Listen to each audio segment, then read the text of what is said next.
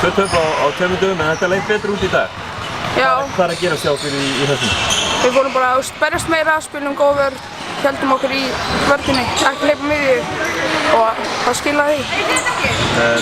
Nú byrjar þessi leikur kannski svipaði eins og í gær. Fyrir fyrsta leikluta það farið nokkuð hægt á stað.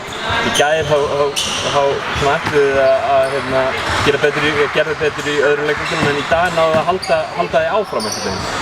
Já, við ætlum ekki að enda eins og í gær og tapum við 40, en þannig að við höldum að berjast áfram og hættum að henda boltanum og okkar. Eitthvað sem kom okkur óvart í leik Íslands í dag? Nei, ekki mikið. Ekki mikið. Svíþjóð á morgun, hafið þið eitthvað náð að skoða þær? Já, við erum að fara núna að skoða, við erum bara búin að skoða Ísland og nú er bara næsta leikur. Geggjað. Takk fyrir.